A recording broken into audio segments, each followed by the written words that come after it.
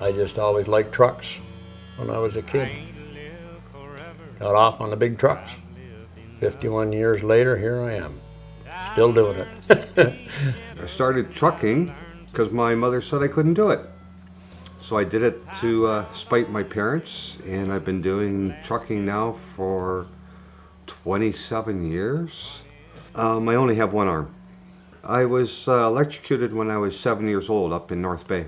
3 of us kids were playing on a sawdust pile, and the sawdust pile went up and over the high voltage lines, and none of us saw it. And I just happened to dig my arm in, and I grabbed a 14,000 volt wire. So it sort of cooked me. It did kill me. When my dad came around, he brought me back, and then he took me to the hospital, and I spent 1.5 years in the hospital. I don't even know he's disabled, because it's just one of those things. Like, the only time I know he's disabled when he says, "Here, honey, hold the nail." It's fair to say you're best friends? Oh yeah. Oh yes. We have a lot of fun. Flipper. Explain Flipper.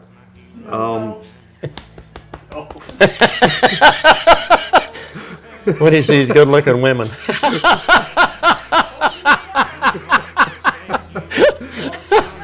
I've been busted many a time for that.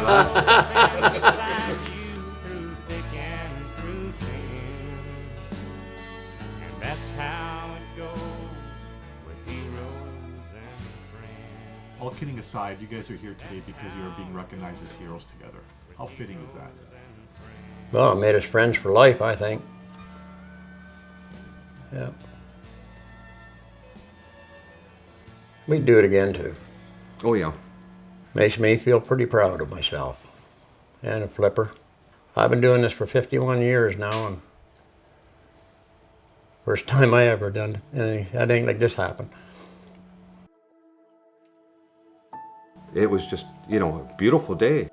Got going down the road, and I'm following them, and we're talking on the phones, and of course hands-free. And he yells at me, "Crash, crash," and I see pieces of cars flying past me and bouncing on the road. And We had a head-on collision. When later on found out that the lady had reached down for a bottle of water and went into the oncoming traffic and hit a vehicle that was coming the other way. They had no idea. They had no chance. never had a chance. Got her all slowed down and stopped, and I yelled at Craig, "You go to the one on the right, I'll go to the one on the left." And that's what we done. I saw the driver in the passenger seat. She was trapped in the front seat behind the driver's wheel, and the airbag had blown, and I pulled it back, and she's just sitting there like just dazed, like she didn't know what had happened. I went to the one on the left, opened up the passenger's door, and the lady she wasn't wearing a seatbelt. I got her out of the car, and I asked the driver, he was pinned on the underside as well.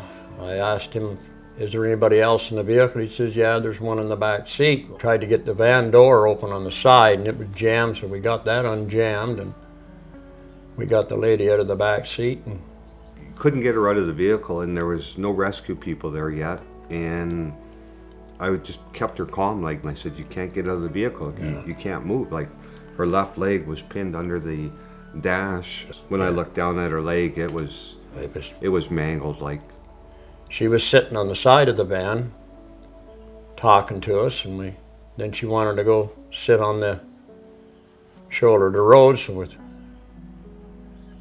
about 15 minutes later she passed away.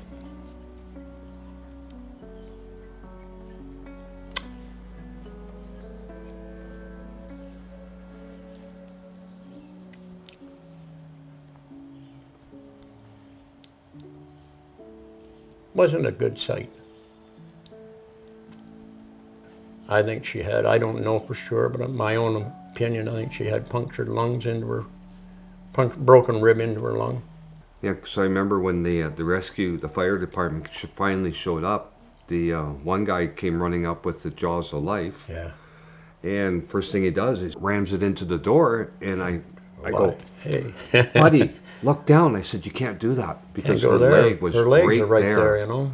He didn't even look like. No. I had to stop him because if he had done that, like, he would have done more damage. I was going back and forth because I'd done everything I could over where I was.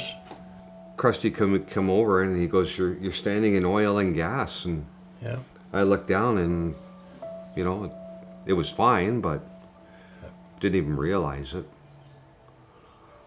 It bothers me I go by that spot every week. And I see the whole thing every time. You try to forget it, but something you don't want to see every day, I can tell you that much. Yeah, we don't talk about it at all. No. Like I say, it's something you don't want to try to remember it. Not when a person dies right in front of your face. I can still see the lady on the ground though. Just See the whole thing just like it happened this morning. yeah. And I can see the rescue team when they got there and they tried to bring her back, and the guy was just pounding on her, and it was too late. Yeah. Unfortunately, this accident all happened over a bottle of water. Had to have a drink of water. Why at that time she did that, I don't know. She doesn't know herself, probably. Well, I had a dream. I stood beneath an orange sky.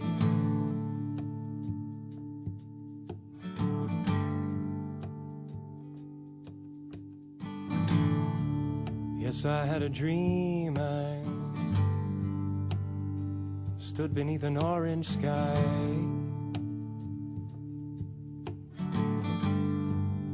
With my brother standing by.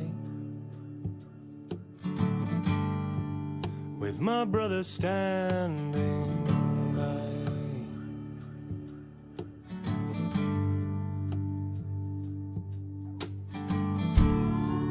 I said, brother, you know, it's a long road we've been walking on. We're not heroes, like, and we do. just jumped and tried to help people the best we could. Brother, you know it is. I just personally see it as it was something he's always done. That's his personality. I'm glad he's being recognized for it though. Like that, I'm glad for him. I'm glad that it's happening for him. Sometimes heroes don't wear capes. We don't look at ourselves as heroes. People might think we are, but that's all right. I just hope somebody does it if it was one of my family members. Do the same thing I done, that's all. But I just hope I don't have to see it again. You think you're bonded for life? Oh yeah, Yeah, I believe so. yep. I'd take him for a son any day of the week. I'd take him as a great grandpa. I knew that was coming. Son of a bitch.